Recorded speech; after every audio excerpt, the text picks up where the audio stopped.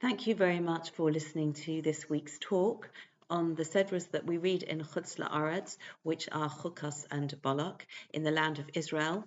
We are just reading the Sedra of Balak, and the following Shabbos we will read the Sedra of Pinchas, and the communities in the land of Israel and in the diaspora will be reading the same Sedra, the same portion in the Torah.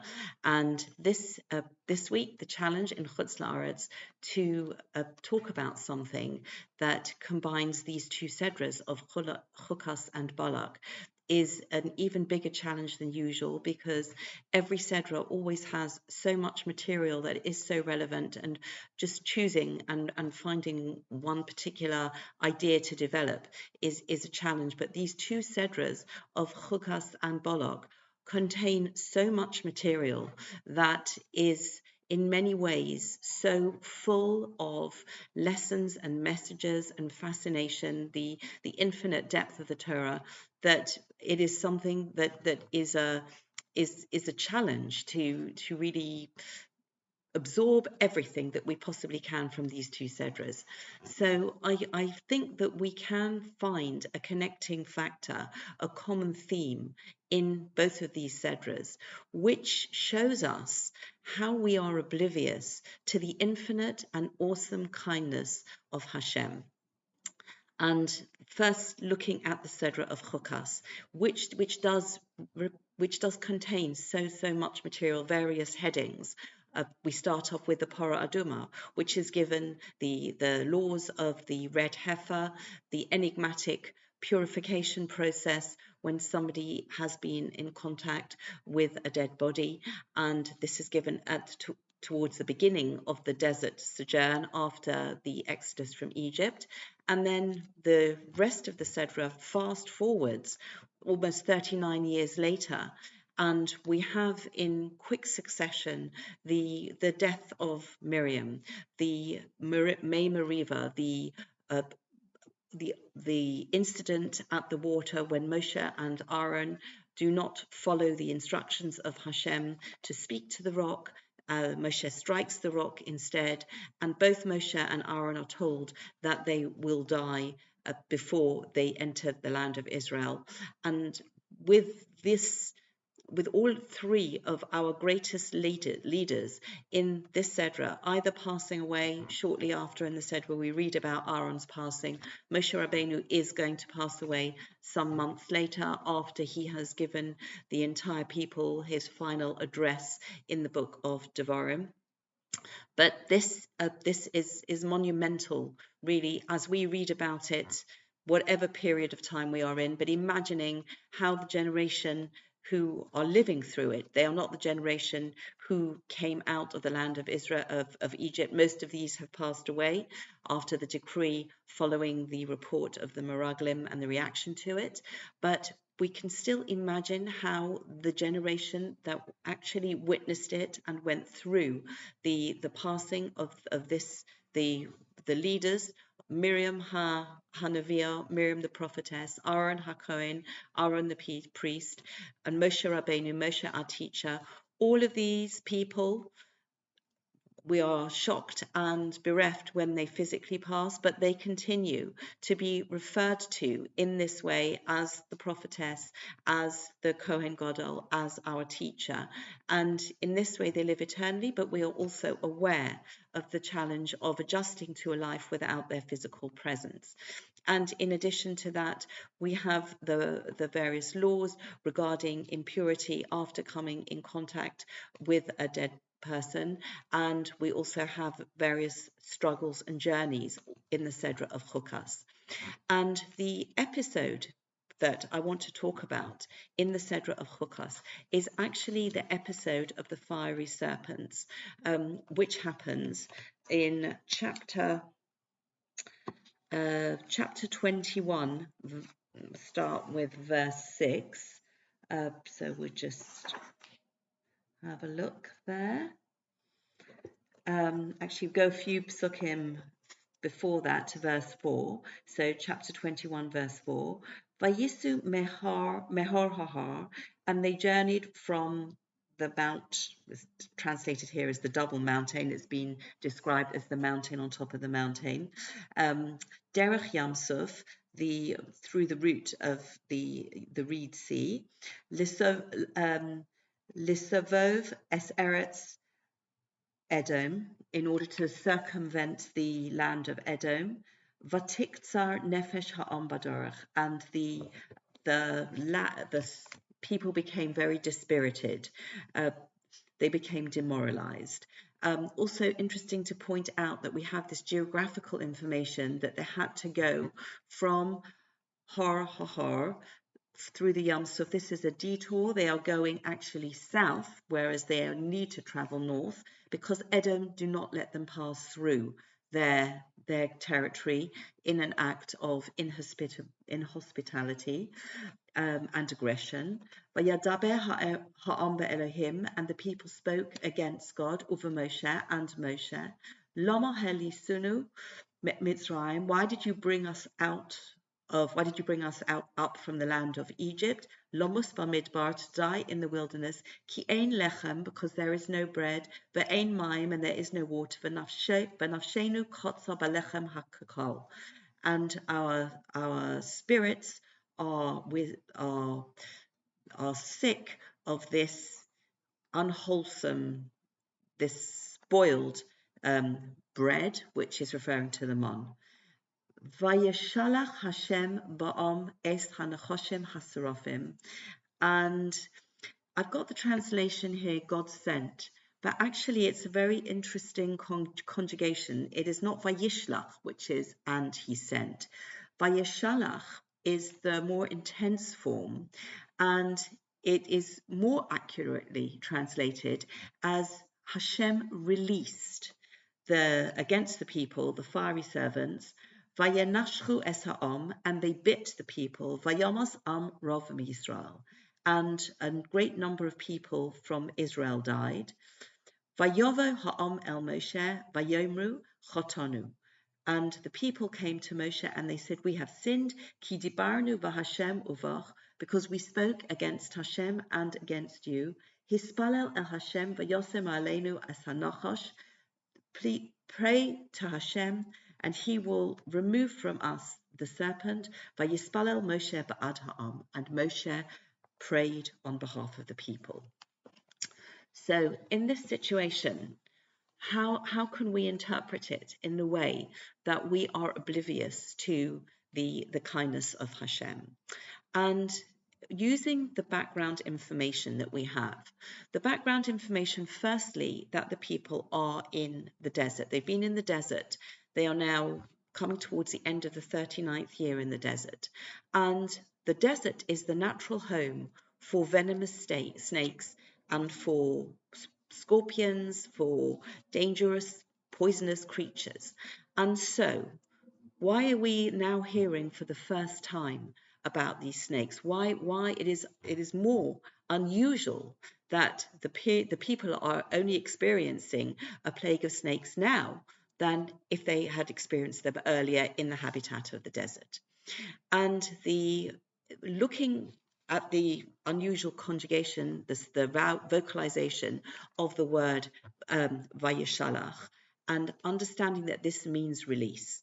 So Rav Shimshon Raphael Hirsch, the great rabbi who lived in Germany in the 19th century, he explains it as saying that really the fact that the people were not plagued by snakes during their entire sojourn in the desert, that was the exception, that was the miracle.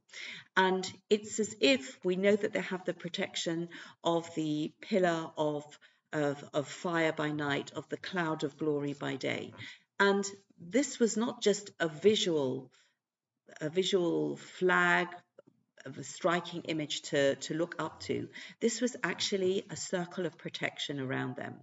And this circle of protection was something that accompanied them to the extent that, as is often the case with us, when we don't experience something negative, we're unaware of the miracles, of the blessings. We I would say we take it for granted, but it's more accurately described as just not being aware that we have been saved from a particular fate.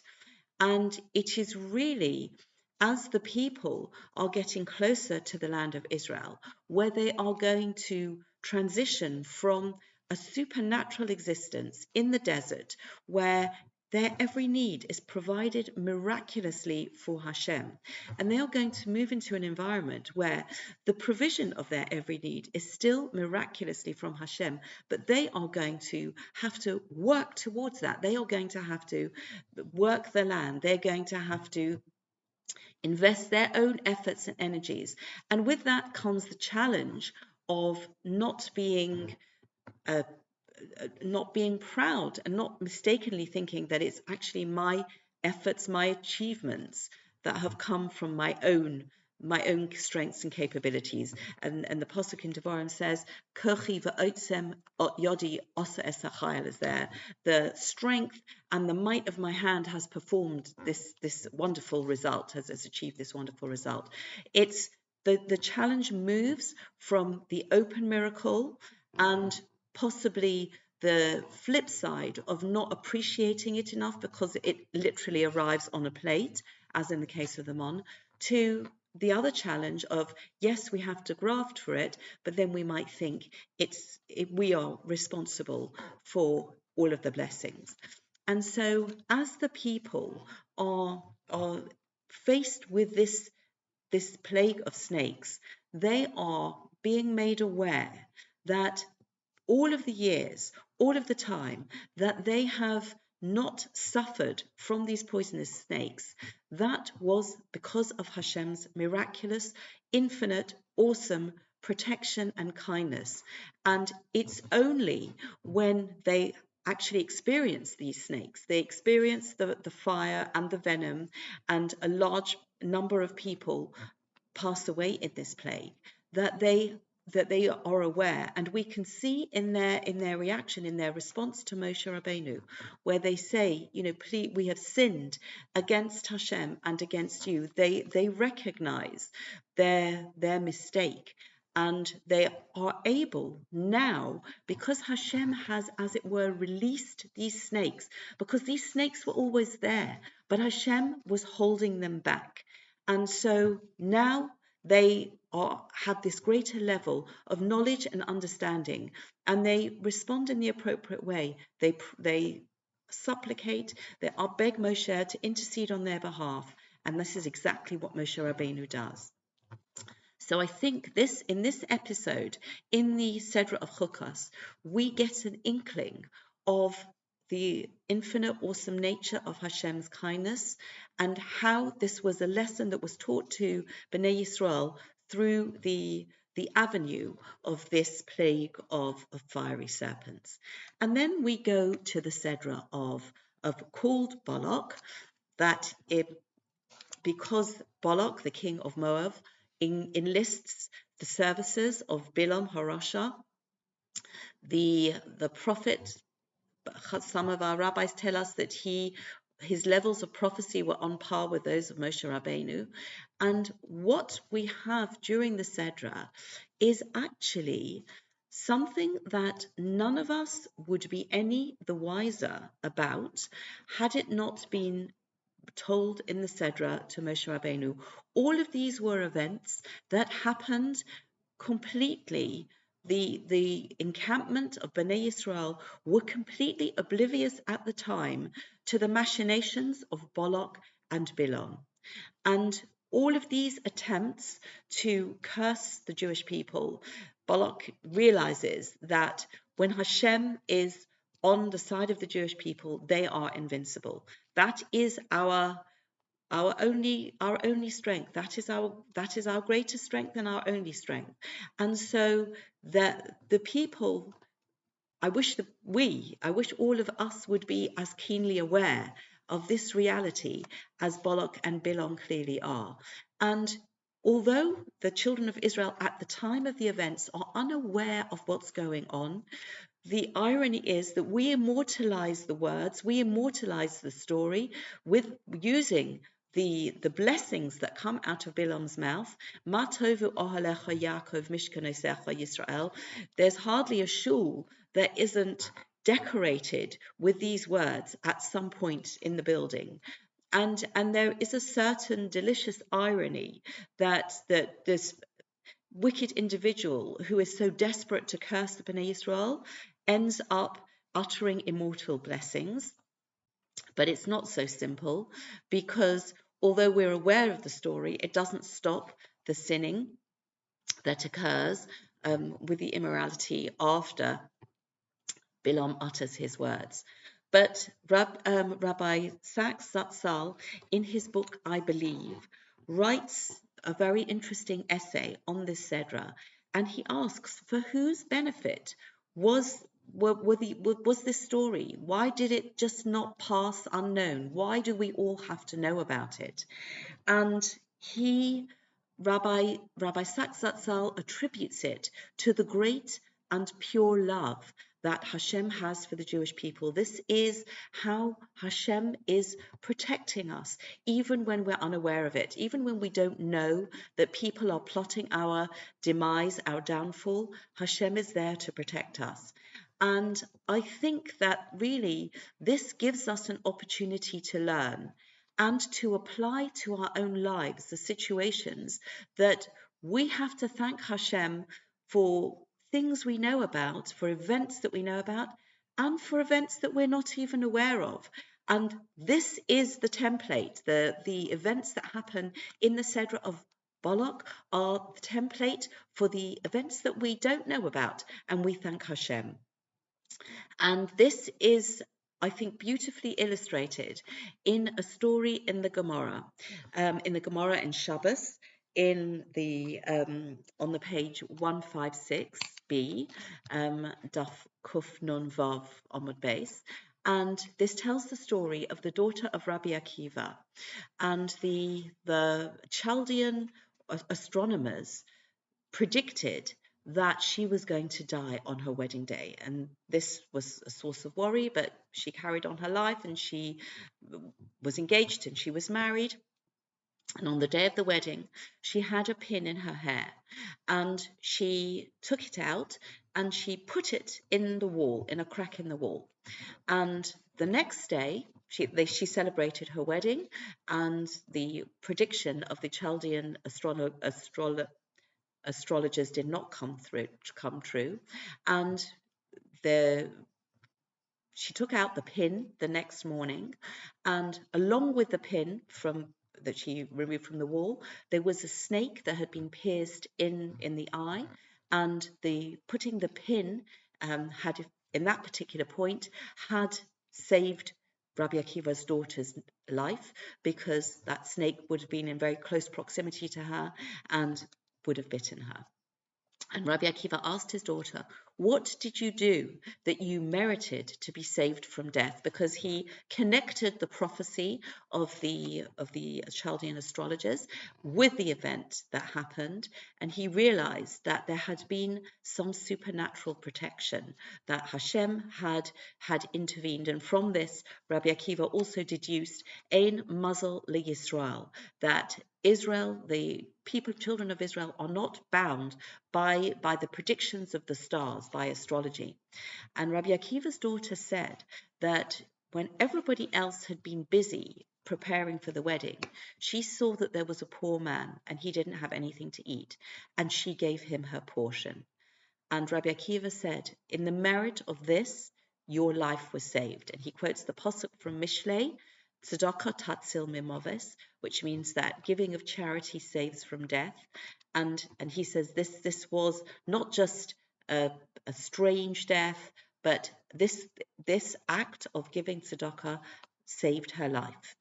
And so if I say that the events in Chukas, the events in Balak are teaching us about the infinite and awesome kindness of Hashem that we are oblivious of, I think perhaps we can learn, because if we're oblivious of something, if we're unaware of it. It's very hard to be truly deeply grateful. I can say, yes, I'm thankful to everything, even the things that I'm not aware of. But there is a bit of a hollow ring. How can I truly do something to show Hashem, I am so grateful for everything that you do for me? And I think that really this Gemara, this story, the actions of Rabbi Akiva's daughter, this is how we do it. This is how we do it, by the behavior that Rabbi Akiva's daughter on her wedding day is taught us. And when we act in this way, we are in practical terms showing Hashem, we are acknowledging that we don't know what is in the crack in the wall. We are acknowledging every moment that we have, every gift that we have is exactly that, a gift. And we are turning that outwards. We are helping other people with whatever good fortune we have. And we are acknowledging that all of it comes from Hashem. So I think in this way, we can find a common theme and message between an event in the Sedra of Chukas and an event in the Sedra of Balak. And together with the lessons of the Gemara, we can really use it and apply it anytime, any place, anywhere. Thank you so much for listening. Shabbat Shalom.